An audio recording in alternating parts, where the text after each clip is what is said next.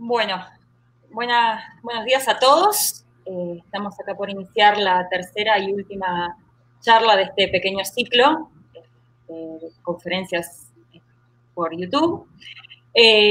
Antes de presentarle a Isabel, que nos acompaña hoy, quería avisarles que después de la charla, después de las preguntas, vamos a anunciar los ganadores de los premios que otorgamos este año, así que no se vayan, quédense para escuchar y así después pueden felicitar a los que conocen.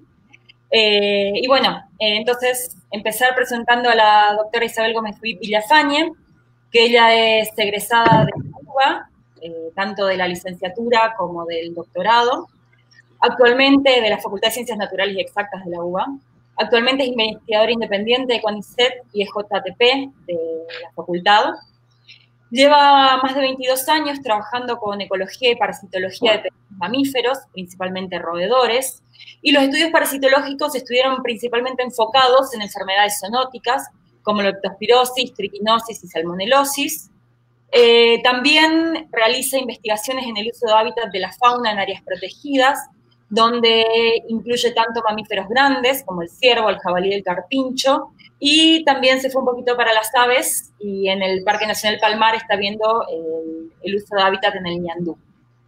Tiene también un convenio con la Administración de Parques Nacionales para investigar roedores relacionados con la infección de hantavirus, y con todo eso trabaja en colaboración con el Instituto Malbrán y el Ministerio de Zoonosis de Entre Ríos. Además, codirige una orden de asistencia técnica con la empresa SEAMSE, donde monitorea la biota de distintos complejos sanitarios. Y bueno, publicó numerosos trabajos científicos sobre ecología y parasitología de pequeños mamíferos, tanto comensales como silvestres, y ha dirigido numerosas tesis de doctorales y de licenciatura. Actualmente dirige 2 tesis, una becaria postdoctoral, una investigadora asistente y una tesis de licenciatura.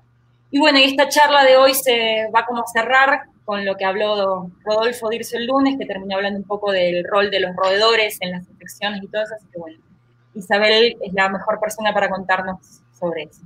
Muchas gracias, Isabel, por la charla y bueno, escuchamos. Y los que quieran hacer preguntas, como siempre, pueden ir escribiendo en el chat y al final las vamos a hacer. Bueno, muchas gracias a todos por los que están escuchando. Sé que ya a esta altura del año, con tantas charlas y tanto Zoom, se hace quizás un poco más difícil, digamos, escuchar todo, pero bueno, esto está grabado para los que no pueden escuchar en este momento. Y mi intención es hacer una charla tampoco no muy larga para que me puedan seguir. Bueno, entonces voy a empezar a compartir la pantalla. Me imagino que alguien me va a avisar si no se ve. ¿Ahí se ve bien? ¿Se ve la presentación? Sí, se ve bien, Isa. Bueno, bárbaro. Bueno, entonces vamos a comenzar. Yo justamente puse como título preguntas y más preguntas sobre los ortantavirus y los ensambles de roedores en distintos sitios de Buenos Aires, Entre Ríos y Misiones, ya que voy a contar un poco cómo fue avanzando todas las investigaciones del grupo de trabajo desde sus comienzos y cómo se van generando cada vez preguntas y más preguntas, justamente algunas que vamos pudiendo resolver y otras que van quedando para resolver en un futuro, o son cuestiones que, bueno, vamos a ver quién las puede tomar para contestar. Bueno, mi lugar de trabajo es el Laboratorio de Ecología de Poblaciones, mi Amelia fue contando, de la Facultad de Ciencias Exactas y Naturales de la Universidad de Buenos Aires. Bueno, aunque muchos sepan qué es el síndrome pulmonar por hantavirus, yo en esta charla quise tomar un poco los conceptos básicos, más que nada para quedar en cómo es la moda últimamente de que todo lo podemos relacionar con el coronavirus, ¿no? Todo lo que hablemos, sea economía, ambiente, salud, todo se puede relacionar con el coronavirus, y también para aprovechar, porque muchos que quizás no están tan relacionados con el tema de las enfermedades o la zoonosis, a partir de lo que se vienen escuchando todos estos últimos meses, como que empezaron a incorporar ciertos conceptos y quizás ven este síndrome pulmonar por hantavirus con otros ojos, ¿no? Ya lo pueden entender o pueden pensarlo distinto. Entonces, como primero, quería recordar el concepto de que esta enfermedad es una zoonosis, o sea que es una enfermedad transmitida por los animales, digamos, al hombre.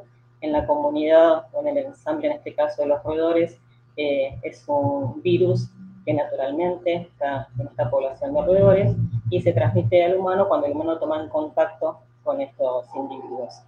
Es una enfermedad endémica, esto que significa que se encuentra instalada en una determinada zona, ¿sí? Por diferentes factores que propician y se naturaliza por largos periodos de tiempo, ¿sí? O sea que esta enfermedad, el síndrome pulmonar por antivirus, la circulación se encuentra dentro de Argentina y no hace falta que venga una persona enferma de otro país o del exterior para que empiece a circular el virus acá, sino que es propia de Argentina. Y a su vez es una enfermedad emergente, que esto que se llama son estas infecciones de aparición reciente en una población o que ya existían de antes, pero empieza uno a ver cómo empieza a tener un mayor alcance geográfico. Bueno, entonces todos estos conceptos uno lo puede relacionar, como les dije, quizás con el coronavirus, lo tienen como más presente y entienden más de qué estamos hablando cuando hablamos de enfermedad endémica, de zoonosis o de enfermedad emergente. También, para seguir con lo mismo, hasta ahora siempre estuvimos viendo en la tele cómo era el dibujito, digamos, estructura del coronavirus. Acá les presenta al ortoantivirus, ¿sí? Que en los últimos tiempos, después voy a empezar quizás para decirlo más fácil, antivirus, ¿sí? Pero la nomenclatura ahora correcta es ortoantivirus. Esta es la estructura, digamos, es un virus que tiene ARN y tiene una capa lipídica a su alrededor, que esto es justamente algo importante cuando queremos desinfectar, ¿sí? O protegernos contra el virus. ¿Por qué? Porque cualquier detergente, lavandina, o desinfectante, lo que hace es deshacer esa capa lipídica, entonces se neutraliza el virus. Entonces es una buena medida profiláctica, ¿sí? Esto también nos hace acordar a cómo estamos desinfectándonos actualmente, ¿sí? Contra otro tipo de virus. Y los rayos UV también desactivan este virus. Algo que también llama mucho la atención es que antivirus, digamos, hay dos tipos. Está el síndrome pulmonar por antivirus, que se centra en América, y está el síndrome renal por antivirus, que ocurre tanto en en Europa como en Asia. Bueno, ¿cuál es la parte llamativa de esto? Bueno, pues justamente el síndrome pulmonar por antivirus sí está asociado a roedores nativos silvestres de América, ¿sí? Hay muchas especies que tienen el virus, distintas variantes, ¿sí? De antivirus. Entonces, ¿por qué está en América y no en Europa y Asia? La explicación podría ser bastante simple, ya que esas especies de roedores que tienen esas variantes de antivirus en América no se encuentran en Europa y Asia. Pero si uno lo piensa al revés, el síndrome renal sí está asociado a las ratas sinantrópicas, que son las Ratus ratus y Ratus norberticus. Entonces, estas ratas, como sabemos, están en todo el mundo. Entonces, ¿qué es lo que está pasando? Que el síndrome renal por antivirus no está ocurriendo o no aparece, ¿sí? En América, a pesar de que están las ratas presentes y a pesar de que se han detectado algunas ratas con ese virus Seúl, que es el que produce el síndrome renal por antivirus. Se lo han encontrado sí, en Brasil y también acá en Buenos Aires, pero no se han detectado casos humanos hasta ahora. Bueno, esa es una de las preguntas sí, que quedan pendientes y que llama la atención, ¿sí? A veces cómo es la dinámica de ciertas enfermedades.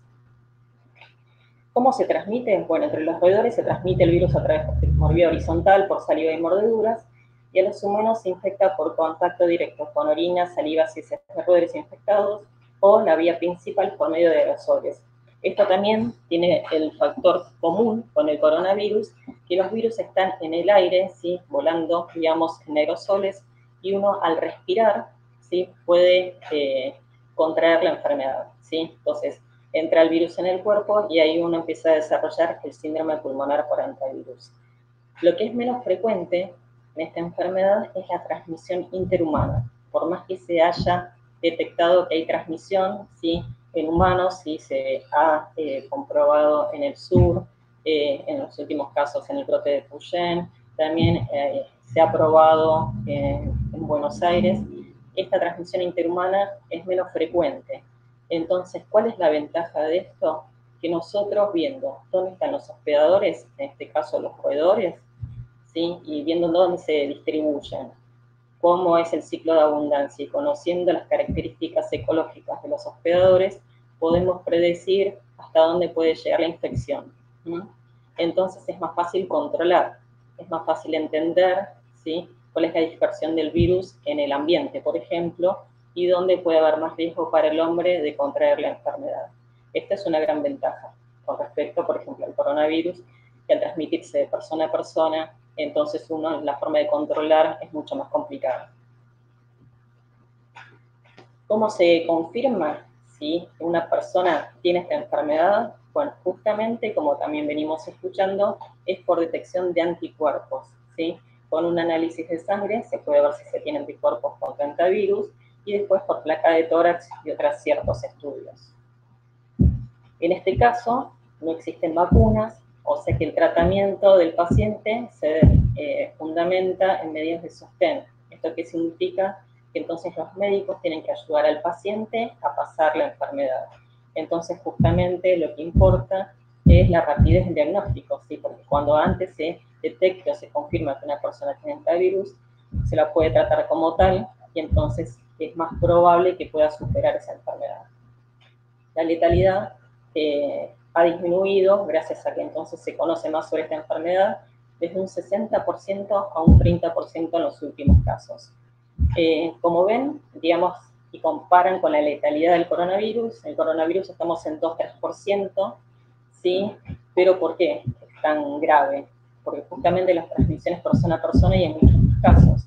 Acá estamos hablando de 100 casos más o menos de casos humanos de hantavirus al año, pero ¿cuál es el problema? 100 casos parece que es mínimo, comparando con los números que estamos hablando, sí, con otras enfermedades, pero el problema es que la letalidad es del 30%, ¿sí? Igual si es del 40% depende de la zona. Por eso es la gran importancia de hacer todos los estudios ecológicos del virus o de los hospedadores para poder entender un poco la enfermedad y cómo actuar ante un brote, por ejemplo. Y acá también quería reflexionar un poco sobre el tema de las vacunas, ¿no? Si uno piensa en que más o menos hay 100 casos humanos al año, ¿sí? Entonces piensen, ahora que todos estamos al tanto de la fase 1, fase 2 y fase 3, si ya se genera o se puede fabricar una vacuna, ¿cuánto se tendría que tardar para aplicar la fase 3, ¿no? Por la fase 3 es aplicar la vacuna y placebo a una cantidad de individuos. ¿Cuánto tendríamos que tardar? Bueno, tendríamos, primera persona no, porque sería otra gente, ¿cuánto se tardaría, digamos, en poder pasar la fase 3, o sea, llegar a un N suficiente para ver si esa vacuna es efectiva o no? O sea, por el momento no hay vacunas, ¿sí? Sé que un grupo quizás está trabajando en el tema, pero no sé cuándo se va a llegar, o sea que ahora la principal forma de evitar la enfermedad es justamente la prevención y conocer, como dije antes, la ecología del virus y del hospedador. Entonces, para hacer un poco de historia, el primer caso confirmado del síndrome pulmonar por hantavirus fue en Estados Unidos en el año 1993. Como ven enseguida, ya después de 2 años, se confirmó el primer caso de hantavirus en Argentina. Al año siguiente, en 1996, se confirmó la primera transmisión de persona a persona en el sur de Argentina. En el 98 se confirmó en Buenos Aires, bueno, hace poco en Epuyén, y ya entonces, desde el primer caso confirmado en Argentina hasta ahora, hay más o menos 1.700 casos. Esto no significa que antes no existía la enfermedad, ¿sí? O que los ratones no lo tenían, sino que, como dije recién, el primer caso confirmado, por ejemplo, en Estados Unidos, ¿sí? Pero en la población de roedores siempre está el virus circulando y hay como, se está naturalizado, ¿sí? Hubo una coevolución entre el virus y las distintas especies de roedores y cada especie de roedor está asociado a un genotipo en particular.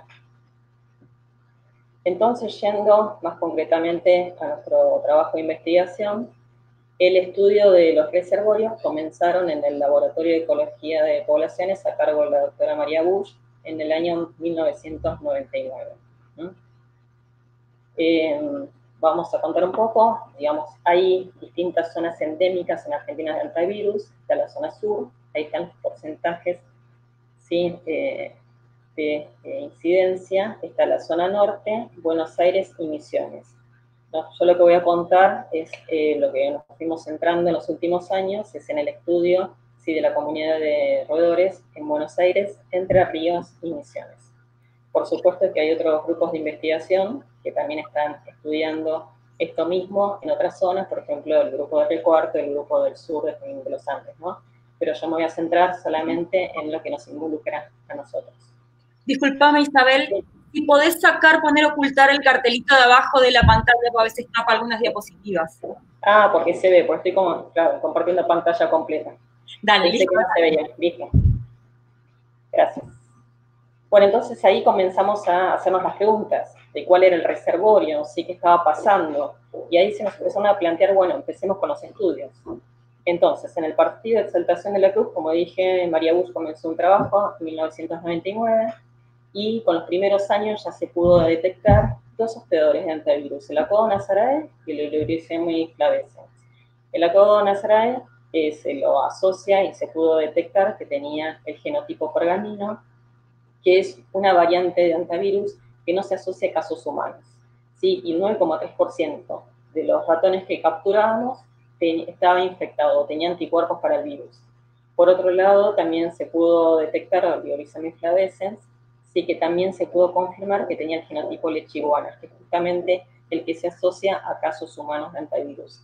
¿Y qué pasaba? ¿Todos los Oligorisemi flavescens tenían el virus? No, el 13,5% más o menos de la población estaba infectado o había tenido contacto con el virus. A partir entonces de estos estudios, María, junto con sus becarios e investigadores, continúa el tema en los ambientes rurales de Exaltación de la Cruz, ¿no? En la actualidad está también estudiando estas comunidades. A partir de un caso humano, ¿sí?, que se produjo en un parque nacional, el Parques Nacionales entonces convocó al Laboratorio de Ecología de Poblaciones, el Instituto Malbrán, a que comencemos a hacer estudios justamente porque se generaban nuevas preguntas. Había habido un caso humano y no se sabía por qué ratones había, cuál era la variante de antivirus que estaba circulando en el lugar. Entonces, a partir de ahí, se generaron estas preguntas y hubo que empezar a investigar eso. ¿Cuál era el ensamble de roedores? ¿En dónde estaban? ¿Estaban en todos los ambientes? ¿Había una época en particular del año que había más? Entonces, así comenzamos los estudios. Esto es lo que se empezó a generar. Fuimos a distintas áreas protegidas. Fuimos a la Reserva Natural Otamendi, actual Parque Nacional Cerro de los Pantanos, al Parque Nacional del Palmar, Parque Nacional Predelta, Reserva Nacional Iguazú. Y acá el mouse se ve, ¿no? Creo que se ve el cabello del mouse cuando lo mueves. Listo. Y entonces acá también los puse a propósito en dos grupos. Estos son todos los lugares que fuimos a lo largo del tiempo, ¿sí? Estudios longitudinales. Y estos son lugares donde fuimos en forma puntual porque se nos convocó por algún caso humano de antivirus. ¿Sí? El Parque Nacional Calilegua, El Rey, Iguazú y Pizarro.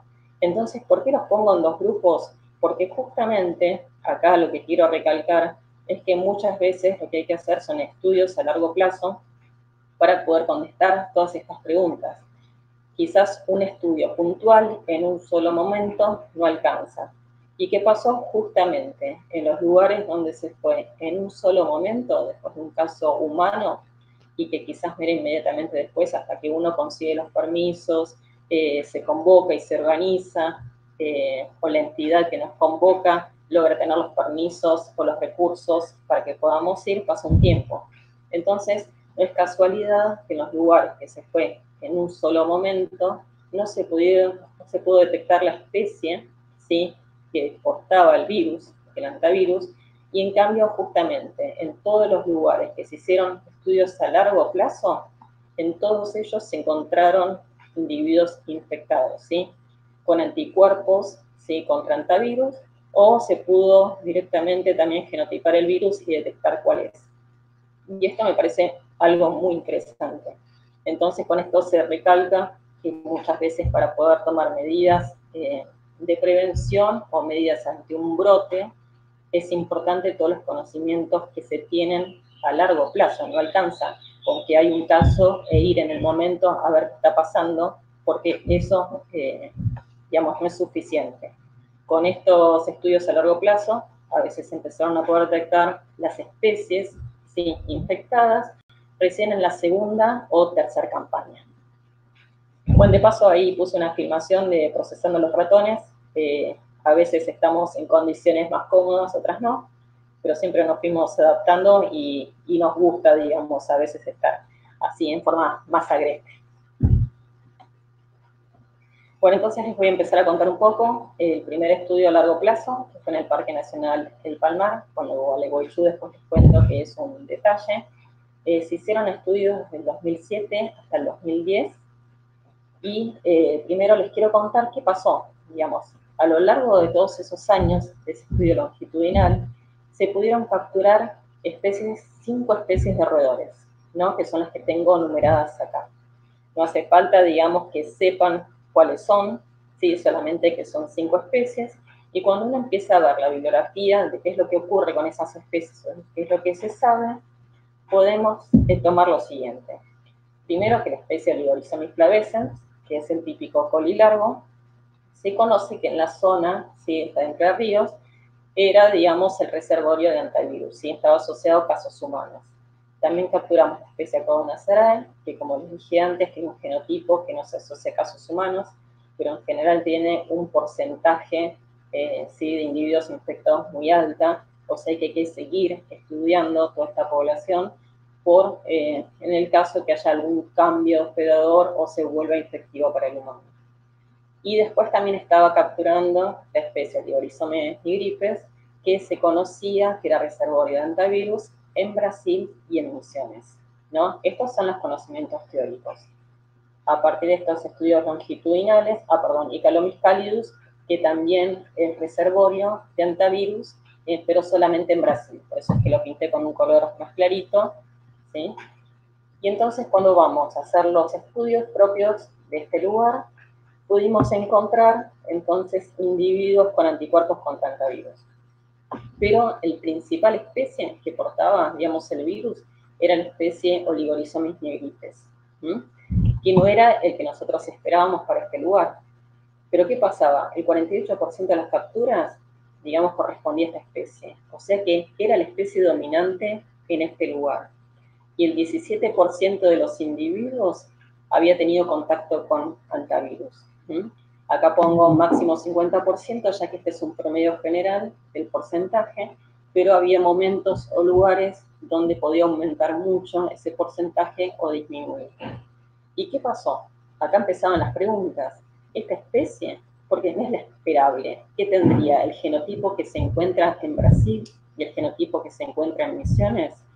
Cuando nosotros logramos entonces capturar unos individuos que tenían el virus y se hizo el genotipo, lo que se confirmó es que tenía el genotipo leishiguanas, que no sé si recuerdan que hace un rato les dije que estaba asociado a Oligorisomys flavescens, ¿sí? Entonces empezamos a pensar, había dos posibilidades, o que sea un efecto derrame, ¿sí? Que entonces había muchos individuos Oligorisomys flavescens infectados, y bueno, y ese virus se derramó a otra especie que estaba bastante emparentada. O otra opción, que haya un cambio de hospedador, que antes ese genotipo leishiguanas estaba asociado a flavescens, y ahora también puede dispersarse dentro de la especie Oligorisomys nigripes. Lo que llamó mucho la atención es que fueron varios individuos de Oligorisomys nigripes donde se confirmó leishiguanas y no capturamos ningún flavescens infectado. O sea que queda esa pregunta por resolver. Igual hubo estudios posteriores también en Santa Fe, donde volvieron a ver lo mismo, ¿sí? O sea que yo creo que es más un cambio de hospedador, igual falta confirmar y realizar estudios más a largo plazo. En particular también lo que quería mostrarles es, en un momento fuimos a hacer un muestreo en Gualeguaychú, este sí es un muestreo más puntual, pero también lo que uno se va evaluando es que a medida que uno va estudiando va encontrando cosas. Entonces quizás hay zonas donde uno dice, bueno, acá no hay circulación del virus hasta que uno lo empieza a estudiar. Hasta ahora, vuelvo a recalcar que en todos los lugares donde empezamos a estudiar, en estudios longitudinales, hemos encontrado individuos infectados. En Gualeguaychú, lo que hicimos fue un muestreo puntual, donde se encontraron individuos de Acogonacerae, sí que de nuevo es la especie dominante, se encontraron individuos infectados, el 14% de ellos, y con el genotipo pergamino, que es el que no está asociado a casos humanos, ¿sí? Pero lo que se vio es que hasta ahora había conocimientos, ¿sí?, de que esos saconas araes con el genotipo pergamino estaban solo en Buenos Aires. A partir de que empezamos a estudiar Entre Ríos, en este caso concretamente Gualeguaychú, empezamos a ver que los saconas araes de Entre Ríos también tenían este genotipo. Estaba restringida el área solo a Buenos Aires. Entonces acá empezamos a generar preguntas. Bueno, ya vimos qué especies había en el parque, ya vimos qué especies, digamos, era la que tenía el virus, pero estaban en todos lados. ¿Cómo era su abundancia? ¿Sí? ¿Cómo era el porcentaje?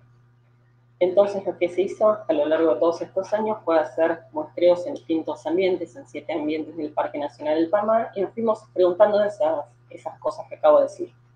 Por ejemplo, ¿dónde habita la especie hospedadora? Esseurioecimas nigripes. Y ahí puse una cruz roja, ¿sí?, en los lugares donde se lo encontró. O sea que acá podemos ver que en 5 de los 7 lugares pudimos capturarlo. ¿Dónde se encontraban las mayores abundancias de estas especies? Bueno, la mayor abundancia se encontró acá, en la zona de camping. ¿Dónde hubo roedores infectados? Como ver en la zona del camping, el Palmar Ralo, ¿sí? Hubo 4 de los 7 ambientes donde se encontraron roedores infectados. Donde hubo mayor porcentaje de roedores con anticuerpos en el camping, y donde hay una mayor probabilidad de contacto roedor humano, que es lo importante, ¿sí? Porque como les dije, para poder adquirir la enfermedad uno tiene que estar en contacto, ¿sí?, con los aerosoles con el virus. Y justamente es en el camping donde había ocurrido el caso humano, ¿sí? Entonces, así es como uno va construyendo, digamos, zonas de riesgo. Porque, ¿qué pasa? Estos roedores son nativos, son silvestres, son propios y son parte de la fauna de estas áreas naturales. Entonces, la solución no es erradicar, ¿sí?, y remover todos los roedores de este lugar, sino es concentrarse en los lugares donde hay riesgo. En los lugares donde no hay riesgo, porque los visitantes no se acercan, sí, no es necesario entonces tomar ninguna medida. Pero a partir de este estudio, lo que se hizo fue realizar, ¿sí?, un manejo del ambiente, pero solamente concentrado en el camping. En el resto de los lugares no hacía falta. Entonces, ¿qué es lo que se hizo? Se colocó veneno en forma puntual, ¿sí?, y colocado de forma de que no perjudique a otras especies, digamos, del parque. Se hizo en un momento puntual que puse acá en una fecha roja, pero también se acompañó con un ordenamiento del ambiente. Lo que se hizo fue trabajar en conjunto con la Intendencia del Parque y también con la concesión del camping, y lo que se hizo fue ordenar, evitar rameríos, hacer que la basura esté elevada, esté con tapa, limpiar que, digamos, que la zona del monte quede alejada de la zona de colocación de carpas. Y como ven, entonces, gracias a estos estudios, se hizo una colocación de veneno puntual y un ordenamiento del ambiente a lo largo del tiempo, y se vio cómo disminuía la abundancia de los roedores. Acá en el gráfico de abajo están las distintas especies, ¿sí? Obviamente que uno logra disminuir a toda la comunidad de roedores. Esta medida fue efectiva más o menos 1 año y medio, donde se siguió haciendo el relevamiento, y se volvió a ver que empezaba a haber un pico de roedores. Entonces, recién después de 1 año y medio, hubo que hacer otra colocación puntual de veneno, y la abundancia volvió a caer. Y como les digo, solamente se hizo en la zona del camping. En el resto de los lugares no fue necesario. Bueno, entonces ahora les cuento un poco otro lugar donde fuimos a lo largo del tiempo, que es el Parque Nacional Predelta y el Parque Nacional Islas de Santa Fe, ¿sí?, que luego se siguió con otras islas, ¿sí?, no de áreas protegidas, sino particulares, donde esas islas se dedicaban a la cría de ganado. Todo en la ciudad de Diamante, Entre Ríos. Este estudio longitudinal abarcó 2 tesis doctorales, por eso es que va desde el año 2007 hasta el año 2017. Bueno, entonces, ¿cuáles son las especies que fuimos capturando? Ahí están numeradas, son 6 especies que fuimos capturando a lo largo de estos 10 años. Si hacemos entonces un repaso de la bibliografía, o de lo que se conoce o conocía en ese momento, se sabía entonces que Oligorizoma y Flaveses, como ya les vengo diciendo, tiene un genotipo de antivirus que provoca, ¿sí?, la enfermedad en el hombre. Aconaceae es otra especie que porta el genotipo, un genotipo antivirus que no se asocia a casos humanos, y como les dije antes, el nigripes en Brasil y en Misiones. Entonces, como ven, de todas las especies que uno captura, más o menos la mitad es de importancia, ¿no?, para el estudio, para hacer el seguimiento, ya que ya se tienen conocimientos previos, ¿sí?, de que pueden tener el virus. Entonces, en base a los muestreos, se pudo detectar dos cosas. Primero, que Oligorizomys clavescens, ¿sí?, había tenido contacto con el virus y justamente lo tenía. De nuevo, es la especie dominante en todas estas áreas. El 46% de todas las capturas corresponden a esta especie. Y el 8%, ¿sí?, tenía anticuerpos para el antivirus. ¿Cuál es el genotipo? El leishiguanas, justamente el que infecta al humano. Bueno, en toda esta zona hubo casos humanos también, que fue como comenzamos a elegir también para realizar los estudios. Este 8%, de nuevo, es en promedio, pero hay momentos donde el porcentaje es mucho más alto. Y de nuevo se generó una pregunta de qué es lo que está pasando con esta especie. La especie Oxymicterus rufus hasta ahora no estaba asociada a ningún genotipo o a que sea transmisora de antivirus. Pero en base a estos muestreos hubo un momento donde había una gran abundancia, ¿sí?, de este ratón hocicudo, y el 22%, o sea, un porcentaje muy alto, ¿sí?, tenía anticuerpos contra el virus. En este caso, no pudimos todavía genotipar, digamos, saber qué genotipo portaba Oxymicterus rufus, esta especie, para saber si era un efecto de derrame y quizás tenía leishiguanas por estar conviviendo, ¿sí?, con este colilargo. Digamos, saber y poder hacer el genotipo del virus es un trabajo muy difícil, ya que en todos estos lugares, como dije antes, los ratones silvestres son propios de la fauna del lugar. Entonces nosotros hacemos captura y liberación. Y la tasa de recaptura es muy baja, o sea, es muy poco probable volver a capturar el mismo individuo. Entonces, por más que nosotros nos pongamos caravanas y los identifiquemos en forma individual, uno captura a los ratones, les sacamos muestras de sangre, los liberamos y después de un tiempo, a veces bastante tiempo, ahí recién sabemos si tenían o no anticuerpos para el virus. Entonces, volver al mismo lugar y volver justamente a capturar el mismo ratón es muy difícil. Y es lo que nos pasó con los Oxymicterus, que no lo logramos todavía hacer, ¿sí?, que es una pregunta que nos queda pendiente. Entonces, por eso muchas veces uno se focaliza en remover individuos de un lugar en especial donde hubo muchos que dieron positivo, ¿sí? Entonces se focaliza uno en ese lugar a ver si logra capturar uno que tenga el virus en ese momento y poder hacer el genotipado. Entonces acá, de nuevo, empezamos con las preguntas. ¿Pero dónde estaban estas especies, ¿sí?, infectadas? ¿En qué momento? ¿En todo el año? Bueno, entonces se hicieron muestreos en distintos ambientes al principio de los dos parques, y lo que se pudo ver es que la especie, el colilargo, que era la principal, ¿sí?, hospedadora de antivirus en este lugar, que estaba marcado con color gris, era dominante en las islas. En todos los otros lugares, los continentales, que es lo que pongo acá, ¿sí?, perdón que está en inglés, pero son lugares o bosques continentales, ¿sí?, o pajonales, pero era dominante esta especie en las islas. Por eso es que después, la segunda tesis doctoral se concentró en la zona de islas, donde incorporamos no solo el área protegida, sino también islas ganaderas.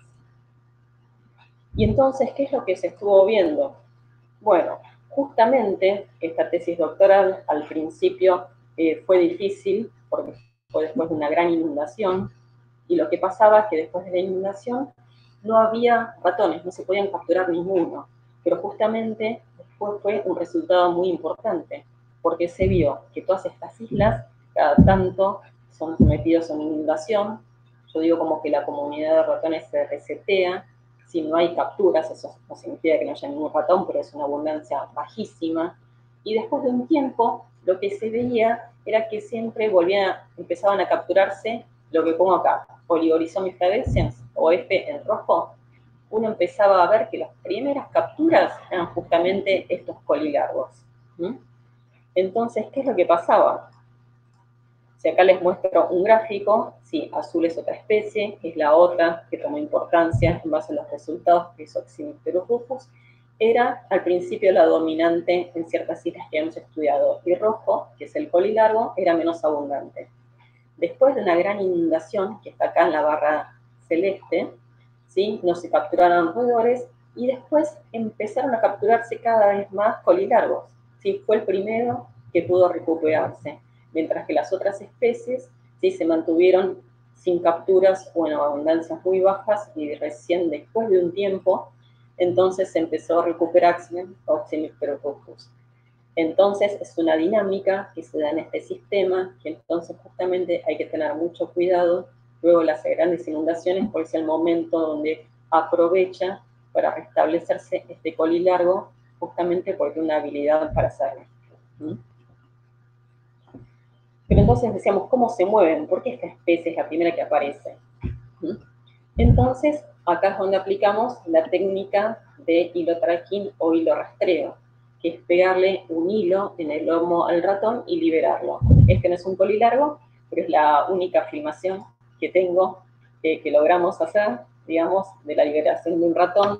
No sé si ven que se ve el hilo blanco, ¿sí? Que va dejando marcado, entonces uno pues continúa, sigue ese hilo, y uno puede ver entonces por dónde cambia.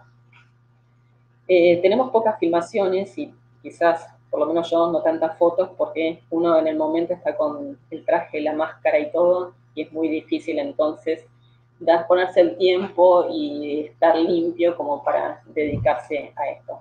Hasta acá les voy a confesar que esto quiso hacer una foto y sin querer una de las chicas puso a filmar, pero bueno, fue una gran ventaja, pues es la única filmación que tenemos de la liberación para que vean que los ratones no tienen problema en caminar después. Gracias a esta técnica, entonces se pudo ver y se pudo identificar los nidos, ¿sí? Que hacían los ratones en las islas.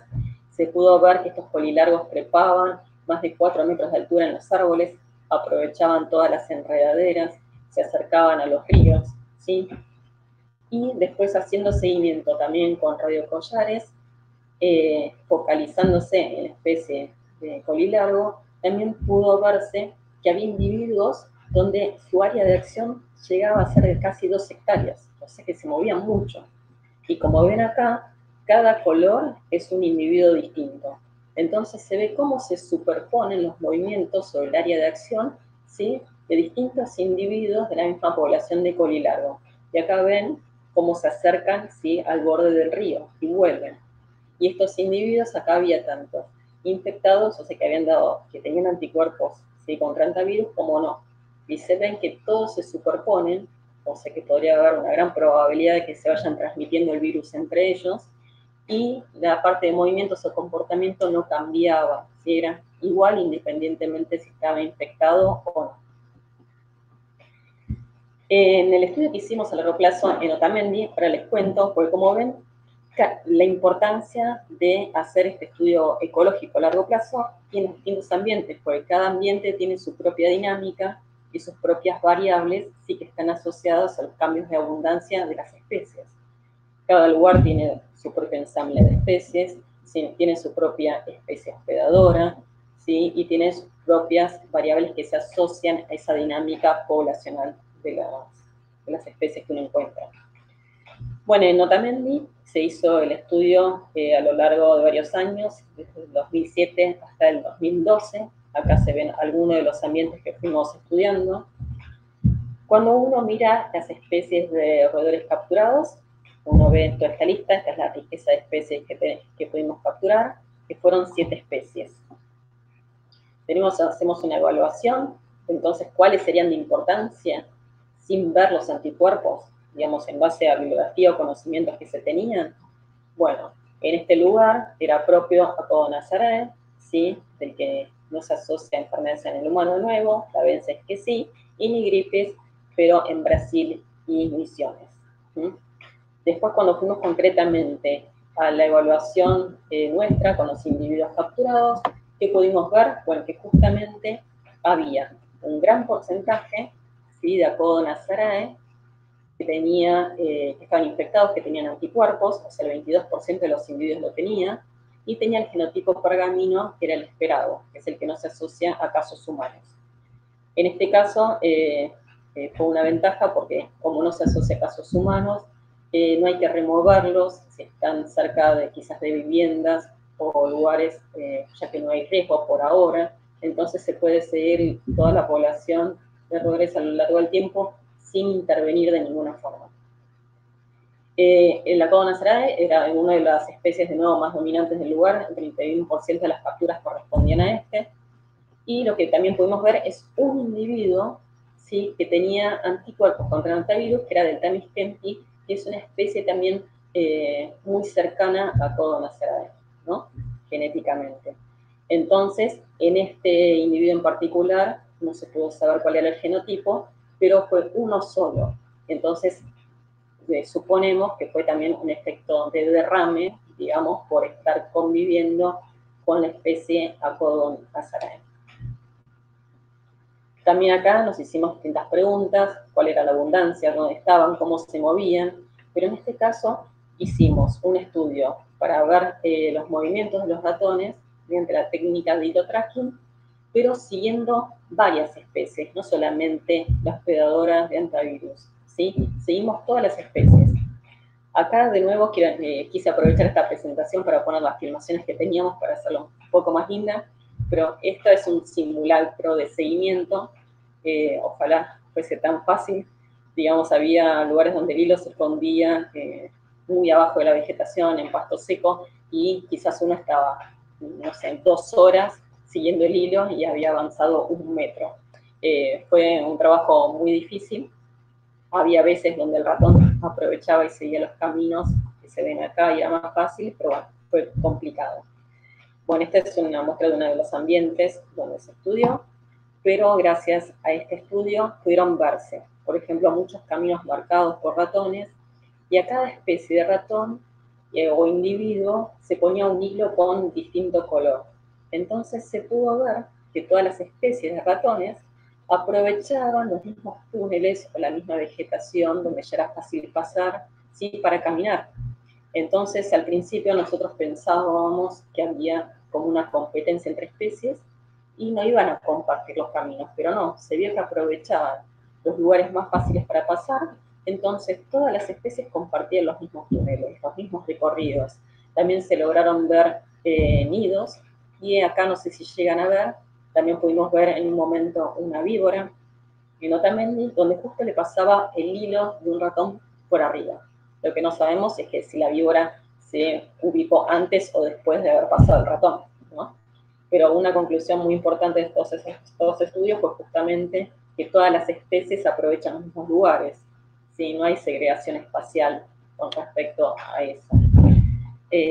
Y también pudo verse que justamente las especies más pesadas iban más por abajo de la vegetación y las más livianas por arriba. ¿Y qué pasaba con el ciclo de abundancia? Bueno, justamente en Otamendi, después de un seguimiento de 5 años, se vio que estaban asociados los picos de abundancia a momentos cálidos y lluviosos, ¿sí?, todos estos picos, crecidas del río, ¿sí? Justamente por eso es importante que cada sistema tiene otras asociaciones. En la parte del predelta, en las islas, cuando se inunda, se encuentran las abundancias más bajas. En cambio acá, después de las crecidas, como no llega a inundarse todo el lugar, sino que la crecida hace que después esté como más fertilizado, se haya más nutrientes en el suelo, después, casi inmediato, hay un aumento de individuos con las crecidas del río y luego de los picos fuertes del Niño. Eso es lo que se pudo ver en este lugar. Como último lugar que fuimos incorporando fue el Parque de Iguazú-Wanda, tanto los lugares como el Parque Nacional Iguazú, sí que se había estudiado en el 2009, que se retomó en la Reserva Iguazú en los últimos años, desde el 2017 hasta el 2020, donde no solo se estudiaron áreas protegidas, sino que se están estudiando áreas de cultivo, plantaciones, ¿sí?, de árboles, y también la ciudad, la parte urbana. Entonces, Al principio, acá también quiero remarcar de nuevo la importancia de los estudios ecológicos a largo plazo. Como les dije al principio, habíamos ido en el 2009, había sido un muestreo puntual. ¿Qué pasó en ese muestreo? Se capturó solamente Apodon montensis, ¿sí? ¿Y qué pasó? No se detectó ningún individuo con anticuerpos contra antivirus, ningún individuo infectado. ¿Qué pasó cuando fuimos del 2017 al 2020? Bueno, justamente se encontraron muchas más especies, la riqueza fue mucho mayor, y se encontraron individuos infectados. Entonces, de nuevo ahí se recalca la importancia de no ir a hacer quizás un estudio tipo bombero en un momento dado, sino hacerlo a lo largo del tiempo. Cuando uno evalúa estas especies, ¿sí? A ver cuáles podrían ser importantes y cuáles no, de nuevo aparecen, ¿sí? En ningún momento o en ningún lugar que fuimos había especies que ninguna estaba asociada al síndrome pulmonar por hantavirus o a los hantavirus en general. Acá se había detectado Liorizomis nigrepes, ya en un trabajo de Padula, 100 años anteriores, que estaba asociado al genotipo Yupitiva, que era el que había causado una enfermedad en el hombre acá en Misiones. Y lo que se había visto, que otro caso de síndrome pulmonar por hantavirus había estado asociado al genotipo leche-iguanas, pero no se había encontrado ningún individuo de ratón con ese genotipo, que el probable es que sea Oligorhizomis flavescens, ¿sí? Pero hasta ahora ese genotipo se había encontrado en la persona que se había enfermado, pero no se había podido asociar con el ratón. Bueno, entonces nosotros hicimos los muestreos, los estudios, y en principio pensábamos que íbamos a encontrar alguna de estas especies infectadas. ¿Sí? Apodon montensis es una especie que es hospedora de hantavirus en Brasil, pero no transmite el humano, no está asociado a casos humanos. ¿Y qué es lo que pasó en estos estudios? Bueno, Apodon montensis fue la especie dominante en todos estos lugares y se encontraron individuos infectados, ¿sí? O sea que apareció una especie que no era la esperable, ¿sí? Pero como siempre, donde uno va a buscar, uno termina encontrando individuos infectados, ¿sí? Y lo que se está haciendo ahora es justamente evaluando todos estos datos, viendo qué genotipo tiene ese Apodon montensis, y se están evaluando, y como es la finalización de una tesis doctoral, se están haciendo los análisis estadísticos para ver cuáles son los ambientes donde está, cómo son los ciclos de abundancia de todas estas especies, ¿sí? A qué variables ambientales se asocian. Pero todo eso está en elaboración. Pero bueno, estos son todos los estudios que estuvimos llevando a cabo hasta el momento, y yo lo que quiero resaltar son las cosas o los datos comunes que fuimos encontrando en todos los lugares. Primero, como dije, donde se buscó, se encontró. Después, la mayor prevalencia en todos los casos fue más en machos que en hembras, como también coincide con bibliografía, ¿no? Hay una mayor seroprevalencia en adultos que en juveniles, ¿sí? Que eso también demuestra que uno puede, los ratones adquieren el virus, ¿sí? A lo largo de la vida.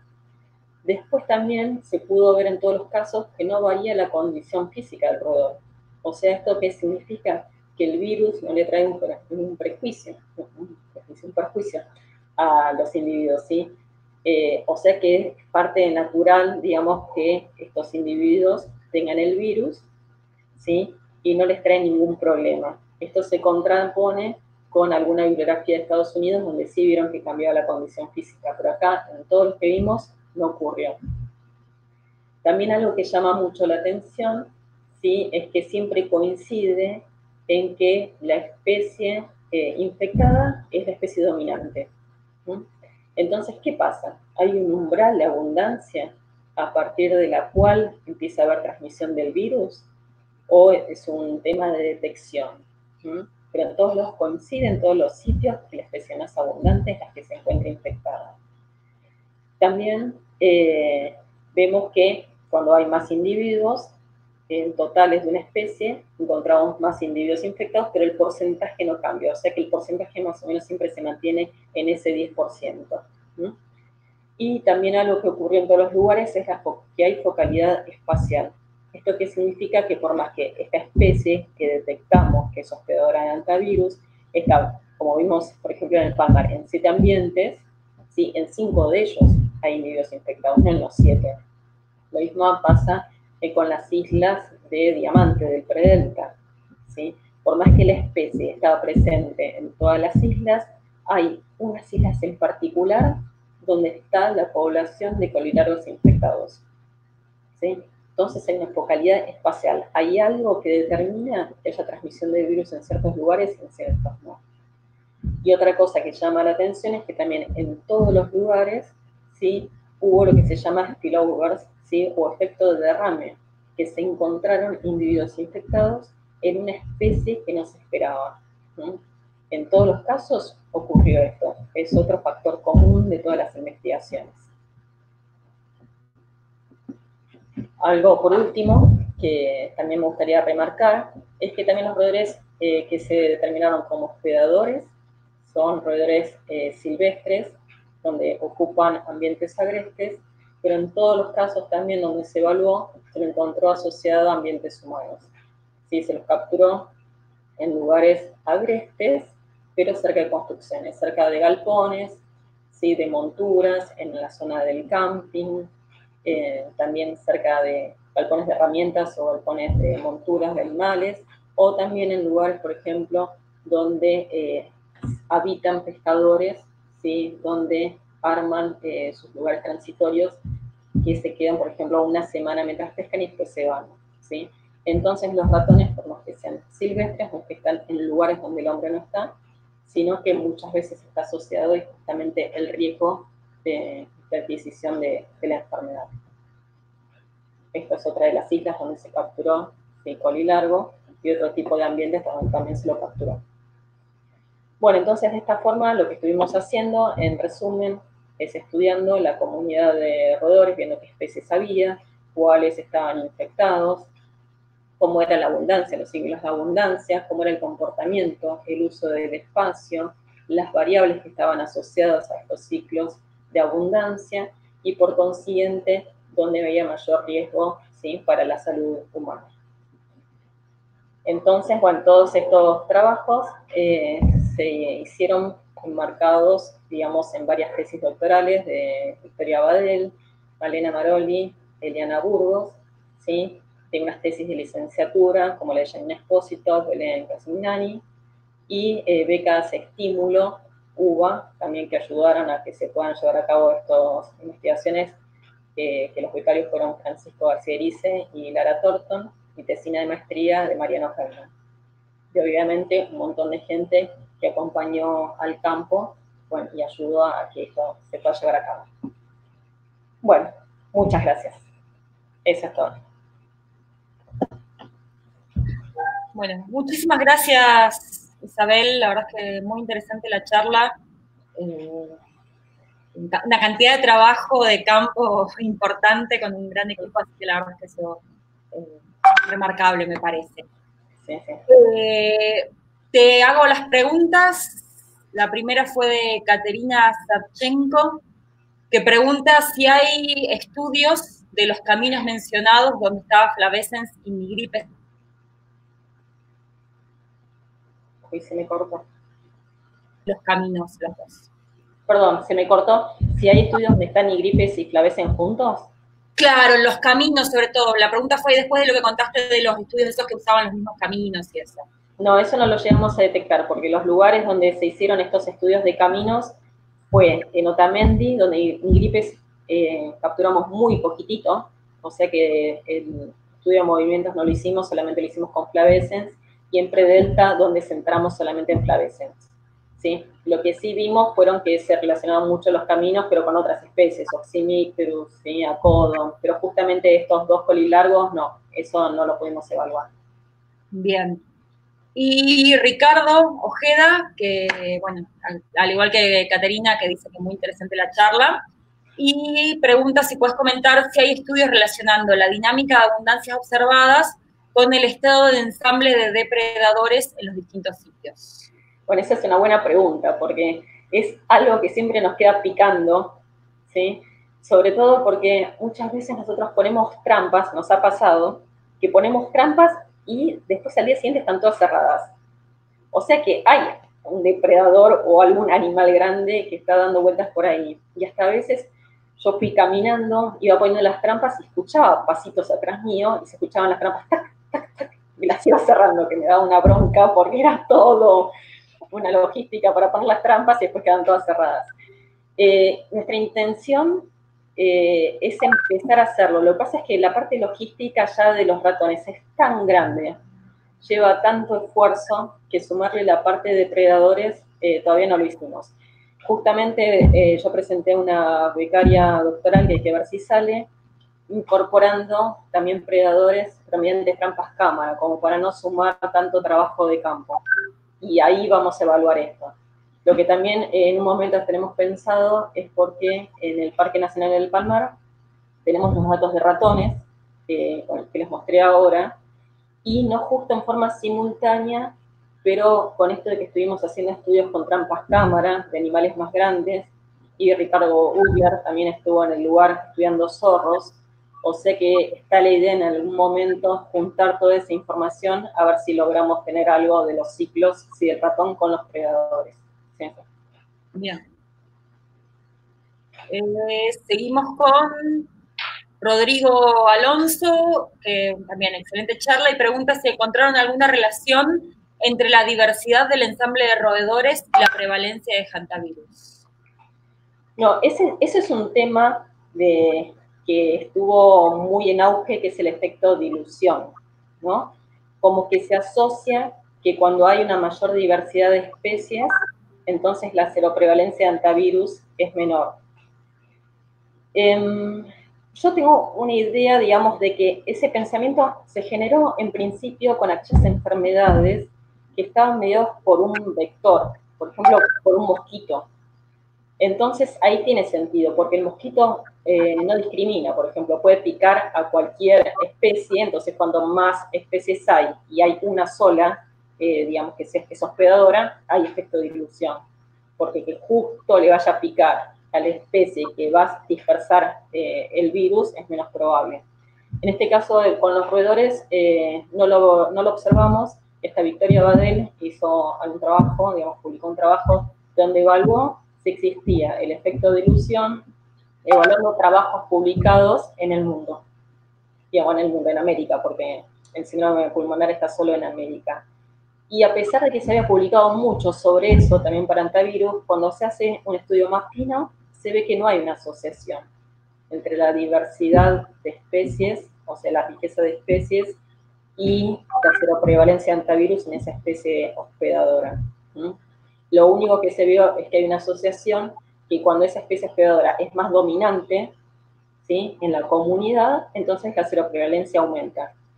Pero en el porcentaje de ratones hospedadores con respecto al total, no importa si son 2 especies o 10. O sea que nosotros no tenemos evidencias y hasta al revés. Nos parece que no hay una asociación. Bien. Siguiente. Marcela Lareski, que también muy interesante la charla, y quería saber si para una misma especie de roedor hay diferencias en el porcentaje de infestación, si se encontraban ambientes peridomiciliarios o silvestres. A ver, déjame pensar. Yo creo que no. El porcentaje siempre dependió mucho quizás del ambiente. Lo que pasa es que nosotros apuntamos más a lugares, por ejemplo, en los parques nacionales.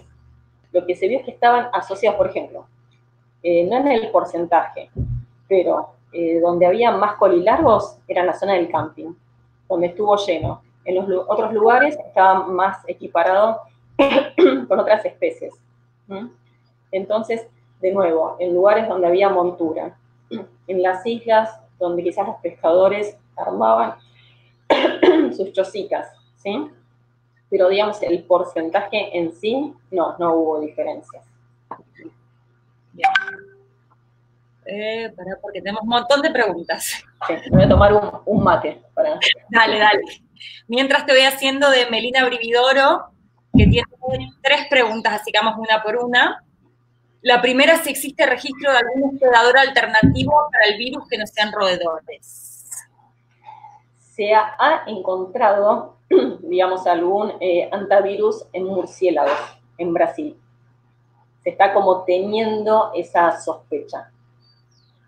O sea que, bueno, son estudios que se están empezando y quizás empezamos. También una de las chicas dentro del grupo de trabajo a apuntar ahí. Pero eso es lo que se sabe hasta ahora. Bien. Pregunto también si antes de realizar las capturas pudieran establecer un tamaño mínimo de muestras de ratones a capturar, como para que los estudios sean significativos, digo así. Sí.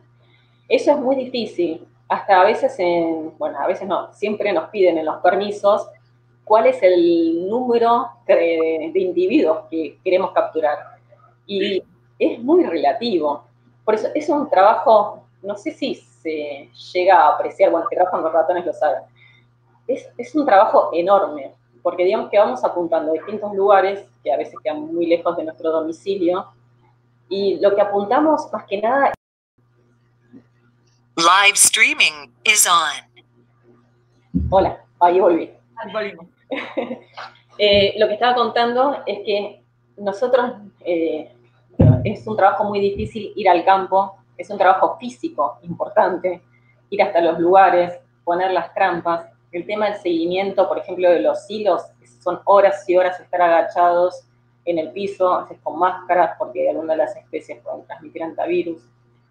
Es un trabajo enorme, entonces tratamos de capturar lo máximo posible dentro de los 4 días que vamos al campo y dentro de la cantidad de trampas que somos capaces de colocar y revisar, ¿sí?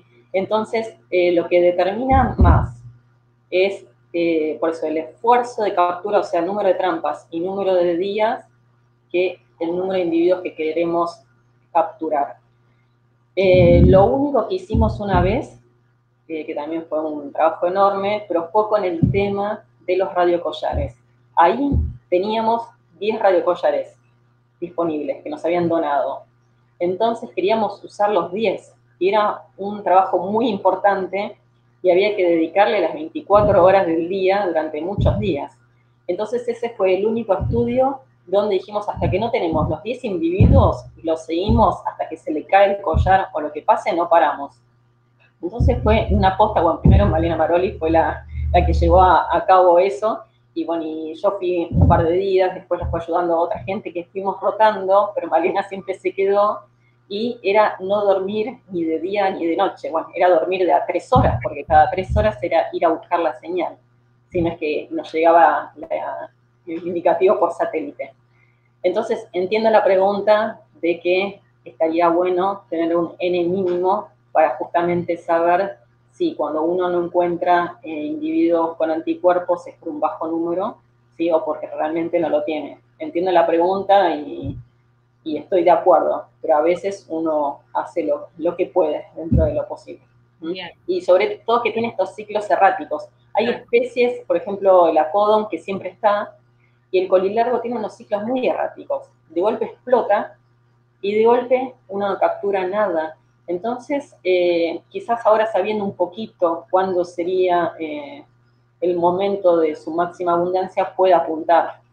O la gente, los lugareños, nos podrían avisar e ir, digamos, en los momentos de pico. Pero logísticamente sí, a veces se hace medio difícil. Bien. Y la última pregunta de Melina, si las trampas eran colocadas al azar en el ambiente o cómo determinaron los lugares donde colocarlas. Bueno, nosotros lo que hacemos es mirar, primero evaluar el lugar y ver qué tipos de ambientes florísticos, más que nada, digamos, aparecen.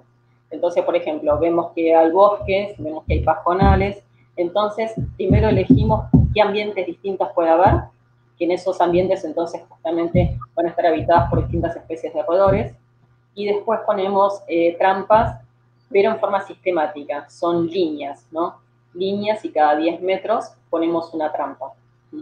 Entonces, porque muchas veces los lugares también son difíciles de atravesar por la vegetación. Entonces, hasta las tenemos que marcar porque a veces después no las logramos encontrar. O sea que esa es la forma de colocar, buscar ambientes distintos que pueden ser que alberguen especies distintas y después ahí transectas sistemáticas. Bien. Pregunta después Candelaria Estavillo. ¿Sí podría relacionarse el encontrar en virus el virus en especies no esperadas con un efecto de dilución en ensambles más diversos? Bueno, es la pregunta de antes. Claro. Bueno, yo ya contesté, digamos, que la parte del efecto dilución, para mí, en este caso, no se aplica. Más que nada porque el contacto, por más que vimos que todos los caminos se cruzan y todo, el contacto más cercano, cuando se reproducen lo que sea, es entre individuos de la misma especie. Entonces la transmisión se da más dentro de la especie. Entonces que haya más o menos, no sé si le cambia esa dinámica a cada población distinta. Lo que sí yo creo que es que al ver que tanto que todos los caminos se comparten y el área de acción también se superpone con distintas especies, yo creo que por eso el ambiente, si queda contaminado con el virus, y justo pasó otro ratón que caminó por encima de la orina o lo que sea, por eso es que siempre aparece otra especie que quizás por efecto derrame encontramos con anticuerpos, ¿sí? Quizás no es la segunda hospedadora, o quizás todavía no hay un cambio de hospedadora, pero es un tema muy importante porque podría haberlo, o sea que hay que vigilar todas esas especies, ¿no? A las que encontramos también anticuerpos, quizás no ahora, pero en algún momento sabemos que los virus son muy cambiantes y en algún momento puede ocurrir algún cambio y está bueno empezar a entender desde antes dónde están esas especies. Bien. Pregunta Raúl González Itig, si en el Parque Nacional El Palmar detectaron Calomis calidus infectados, porque en teoría esa especie es reservoria de Janta en Laguna Negra, pero es un Brasil. Claro, no, esa especie la capturamos, pero no encontramos ningún individuo con anticuerpos. Digamos, siempre nosotros lo que hacemos, por más que yo les dije, bueno, empezamos a evaluar qué especies hay y cuáles podríamos sospechar que serían las importantes como hospederas de antivirus, hacemos el análisis serológico, o sea, de la gota de sangre para ver si tiene anticuerpos, a todos los individuos independientemente de la especie. Y de los Calomis cálidos que capturamos, no, ninguno tenía anticuerpos. Sí, por más que se conoce, sí que en Brasil sí es hospedadora, pero en el Palmar no apareció ninguno con anticuerpos. Bien. Y la última pregunta de Romina, pregunta si hay solapamiento en la distribución espacial entre especies. Bueno, medio lo mismo, vuelve a lo del efecto derrame. Si hay más solapamiento, si se esperaría ver más efecto de derrame. Yo creo que sí. También si todas las especies tienen capacidad de ser portadoras de todos los genotipos. No, está muy asociado. Por eso, por más que uno hable de antivirus en general, digamos, está asociado un genotipo de antivirus con una especie de roedor. Entonces, por eso es que muchas veces la dispersión de la enfermedad está limitado a la distribución del hospedador. Entonces uno dice, bueno, la Coonasarae tiene el pergamino y la Coonasarae vive acá, en esta zona. Entonces se sabe que entonces no puede haber, ¿sí?, dispersión del virus más allá de la zona del hospedador. Es muy específico. Y siempre se pensó que un solo genotipo está en una sola especie. Ahora lo que se está viendo es que a veces no están así, como estamos encontrando el efecto derrame, o en el sur también. Se encontró que el genotipo sur estaba no solo en los incaudatos, sino se lo pudo encontrar en otras 3 especies más, ¿sí? Eso es lo que se está mirando ahora, pero sí es bastante específico. Bien, y apareció una pregunta más de Martín Álvarez, si en los análisis serológicos solo buscan Hanta o si hacen un screening mayor. No, estamos buscando solo Hanta. Sí sé que a veces es bueno aprovechar, se hace como un screening que aparezca algo y después se afina en cuál es ese algo. Pero no, nosotros estamos en colaboración con el Instituto Malbrán, donde lo único que se ve es esos anticuerpos contra el antivirus. Bien. Bueno, terminamos entonces con las preguntas, Isabel. Muchísimas gracias por la charla, muy interesante. Muchas gracias. De que se vayan todos, quería anunciar los ganadores de los premios. Como saben, este año, como no tuvimos las JAM presenciales, y muchas de las charlas, muchos de los premios están asociados a charlas, solo otorgamos 3 de esos premios. El primer premio es el premio Reich, que es un premio, se presenta a un proyecto de investigación y lo que se recibe es un dinero para llevar a cabo ese premio. El ganador del premio de grado, la ganadora es Rosario Ballester, con el proyecto Corredores para el Huillín en Patagonia Norte. De posgrado ganó Sabrina Daniela Martínez, con caracterización e identificación de medidas de mitigación de los conflictos entre el zorro pampeano, Licalope gymnocercus, y ganadería ovina en el sudoeste de la provincia de Buenos Aires.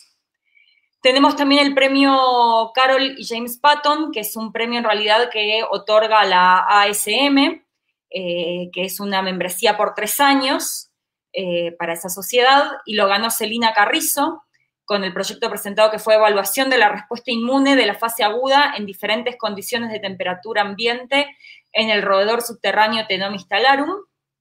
Y por último, el premio Cabrera, que es el premio a la mejor publicación en mastozoología neotropical durante el año 2019, que el trabajo ganador fue el trabajo de Anaí Formoso y Pablo Teta, Richness, Endemism and Conservation of Sigmodontine Rodents in Argentina.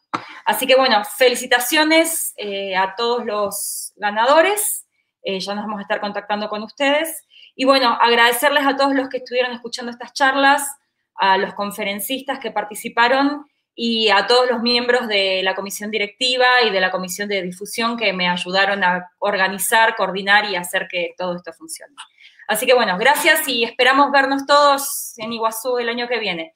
Cuídense y bueno, no se olviden de la asamblea para los socios en diciembre. Saludos, muchas gracias a todos.